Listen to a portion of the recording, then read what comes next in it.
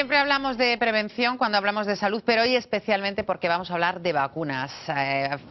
Afortunadamente, en España tenemos uno de los mejores calendarios vacunales, aquí en Madrid también bastante completo, y además una cosa que hay que decir es que lo cumplimos. ¿Sí? Que una cosa es tener el calendario y otra cosa es vacunarse. Y vamos a hablar hoy de vacunas con el doctor Sánchez Martos y también con otro amigo del programa, Jesús. Hombre, claro, a ver si es amigo del programa y el pediatra de cabecera del programa, porque ha venido con mucha frecuencia. Sí, Alfonso ya es de casa. Y además, yo te decía hace un momento que ya no tiene excusa para no venir más a nuestro programa, porque antes... Nunca he tenido excusa. Nunca he tenido excusa, pero... No, pero ha sido más complicado. Pero claro, era más complicado, estabas en el País Vasco, había que... Pero ahora tengo que decir que el doctor Alfonso Delgado Rubio, profesor Delgado, que está hoy con nosotros, pues es el presidente de la Asociación Española de Pediatría. Pero es que además también es catedrático de Pediatría de la Universidad CEU San Pablo, aquí en Madrid, y el jefe del Departamento de Pediatría del Hospital de Madrid. Por tanto, ya está instalado aquí con nosotros y será mucho más pediatra de cabecera. Y hoy, como tú bien dices, nos viene a contar las vacunas. Ese calendario vacunal tan maravilloso que tenemos en España, envidia de muchos países europeos y además por el cumplimiento, pero que todavía tiene ahí, y aunque lo cumplamos, hay que cumplirlo más. Hay que mejorarlo todo, hay que mejorarlo. Así que si te parece, Begoña, pues que nos empiece contando realmente, bueno, que si podemos estar satisfechos con ese grado de cumplimiento, ¿no? Sí, yo diría que efectivamente, como muy bien ha dicho Jesús, España es uno de los países desarrollados que tiene un calendario vacunal que es un poco la envidia de nuestros vecinos, ¿verdad? ¿Por qué? Bueno, pues porque tenemos unos cumplimientos, nosotros llamamos unas coberturas, ¿no?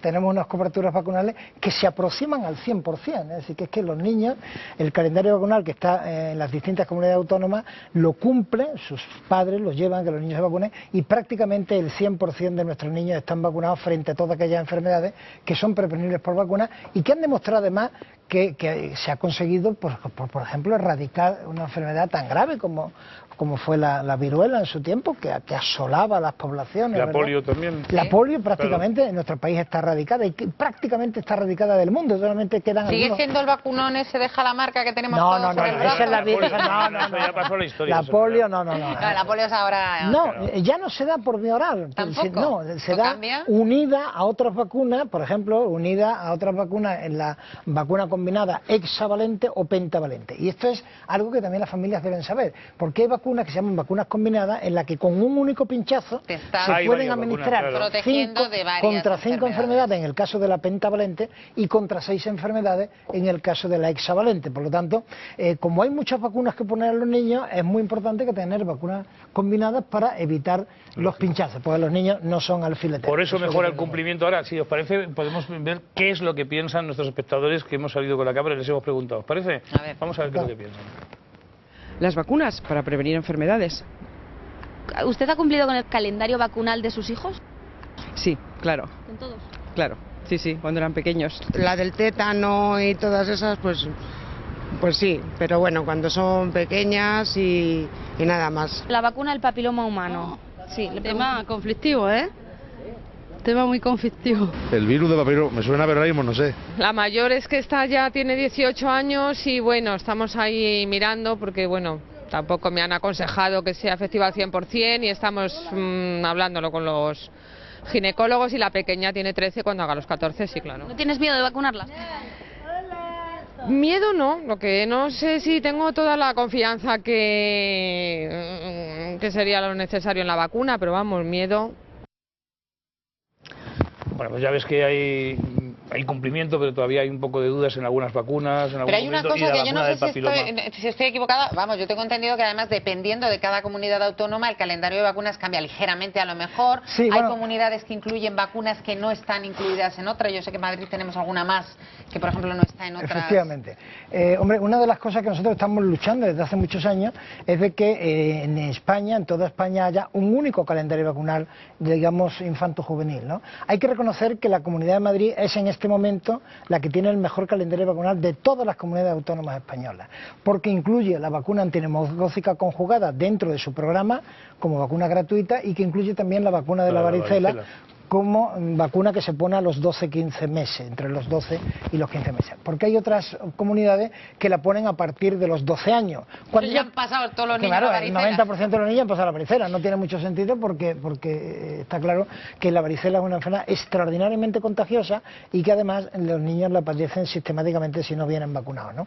Así que hay que decir que, hombre, que yo creo que todas las comunidades autónomas tendrían que hacer un esfuerzo para seguir un poco lo que está haciendo la Comunidad de Madrid y sobre todo para seguir las recomendaciones del Comité Asesor de Vacunas de la Asociación Española de Pediatría, que ha diseñado el mejor calendario vacunal de los posibles, que es el que nosotros proponemos. Y que ese calendario está ya preparado en la pantalla y además, como catedrático que eres, a darnos profesor, la clase magistral. No, hombre, no, que nos den la clase y que nos expliques ese calendario. Bueno, profesor. pues efectivamente aquí está recogido el calendario vacunal que propone nuestra asociación y está enfermedades como la hepatitis, que se deben ya de vacunar a los niños en el momento del nacimiento y poner las dosis sucesivas a los 2, 4 y 6 meses. La vacuna frente a enfermedades tan clásicas como es la difteria, el tétanos y la tosferina, que también se deben de vacunar. Y hay que no olvidar poner esta vacuna, pero una vacuna que es distinta a las anteriores, porque tiene una composición que es un poco diferente, pero en los adolescentes y en los adultos jóvenes. Y estoy viendo también en los 6 años. Es que hay un problema, porque cuando el niño es recién nacido, yo creo que todos los padres estamos pendientes de las vacunas, o sea, el primer año de vida, los primeros, cuando se habla de meses. Sí. Lo que pasa es que luego hay unos saltos que ya se nos olvidan. No, bueno, para eso hacemos un calendario vacunal y para eso editamos esto en formas de póster, lo editamos también en publicaciones para que los pediatras lo tengan, para que los familiares también lo tengan y sepan cómo realmente hay que aplicar la vacuna. Por eso decía que, por ejemplo, hay vacunas hexavalentes, que son vacunas combinadas, que administran la hepatitis B, difteria, tétanos y tosferina, polio y hemófilos influenzae B. Y con un único pinchazo se administran todas estas 6 enfermedades. O la pentavalente, que administra con un único pinchazo frente a 5 enfermedades, frente a difteria, tétanos, tosferina, frente a polio y frente a hemófilos influenzae.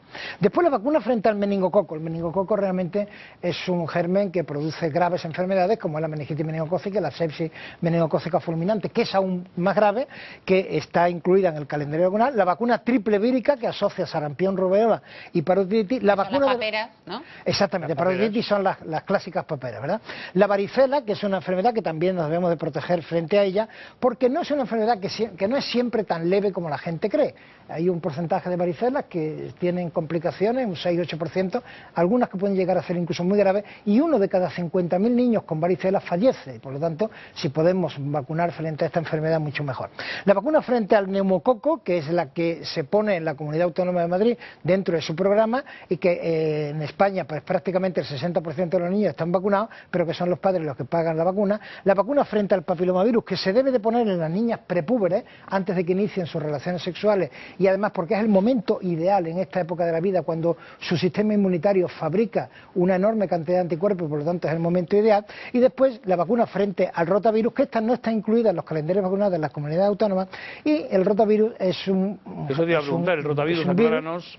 Es un virus, como su propio nombre indica, que tiene forma de rueda, por eso se llama rotavirus, que produce las formas más graves de gastroenteritis en los niños. Y es verdad que en España no se mueren niños por gastroenteritis, ni niños por deshidratación, pero el rotavirus mata en el mundo entre 500 y 600.000 niños al año, eso hay que tenerlo en cuenta. Y aquí supone un gasto sanitario, social y económico muy importante. Nos queda poquito tiempo. Sí, además había una pregunta que de la calle, pero que ya la has hecho tú, que era la diferencia de los calendarios vacunales, y había otras preguntas que yo sí que me gustaría que escuchara él con relación a la vacuna del papiloma para terminar, pero antes de eso sí que me gustaría que nos dijeras la vacuna de la gripe, porque yo sé que tú eres un hombre preocupado en que la vacuna de la gripe se debería recomendar a los niños. Sí, la vacuna de la gripe hay que ponerla a todos los niños con factores de riesgo y probablemente dentro de 2, 3, 4 años pongamos la vacuna de la gripe de forma universal a todos los niños a partir de los 6 meses, porque hay que saber que los niños... todos los años, entonces. Ese es el problema, claro, que hay que poner a todos los años. Pero ya están vacunas intranasales, con lo cual se puede poder administrar como una especie de spray que no hay que inyectarla, ¿no?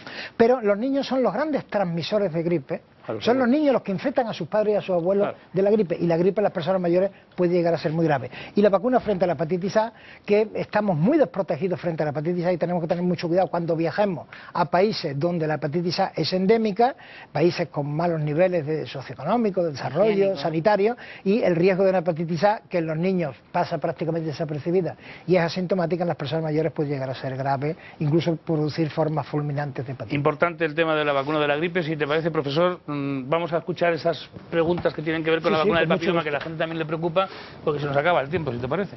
Adelante con las preguntas. Me gustaría saber si las reacciones que ha habido sobre la vacuna del papiloma humano son ciertas o hay estudios sobre ello.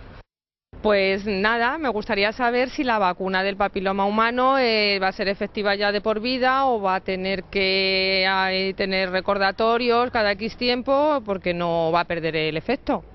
Me gustaría saber si el cáncer de útero se provoca por una enfermedad de transmisión sexual, ¿sí o no? Empezamos por la última. El cáncer de cuello de útero es la consecuencia de una infección crónica prolongada por serotipos de papilomavirus que son oncogénicos, es decir, son serotipos de alto riesgo, como fundamentalmente son el 16 y el 18, que está presente en las dos vacunas que disponemos en la actualidad. Otra respuesta era si hay que poner dosis de recuerdo. El tiempo lo dirá. Por ahora se sabe, cuando se ha empezado a vacunar, que todavía después de 6 años hay unos elevadísimos niveles de anticuerpos que protegen frente al cáncer de cervix. Y la primera pregunta era el riesgo que tiene esta vacuna. Mire, esta es una vacuna de la que ya se han puesto en el mundo más de 50 millones de dosis. Y los efectos adversos que se han comunicado en estas niñas de Valencia están todavía por determinar si realmente se deben o no se deben a la vacuna. Todavía tenemos que valorar ese informe, y puedo decirle que los organismos internacionales, que el propio Ministerio de Sanidad y Consumo, la EMEA, la FDA y muchos organismos internacionales de los países más desarrollados, siguen aconsejando que se administre esta vacuna a todas las niñas prepúberes, y realmente no se ha valorado que estos efectos adversos tengan relación directa con la vacuna. Una pregunta muy cortita. Si tuviera una hija en esa edad, ¿le pondría la vacuna? Por supuesto, pero no lo tengo 3 hijos. Bueno, pero vamos, por eso he preguntado si tuviera. Si la tuviera, que me gustaría tenerla, por supuesto, la vacunaría. Si yo también la tuviera, también se la pondría. Me refiero a la gratuita, ¿no? Te estás refiriendo, ¿no?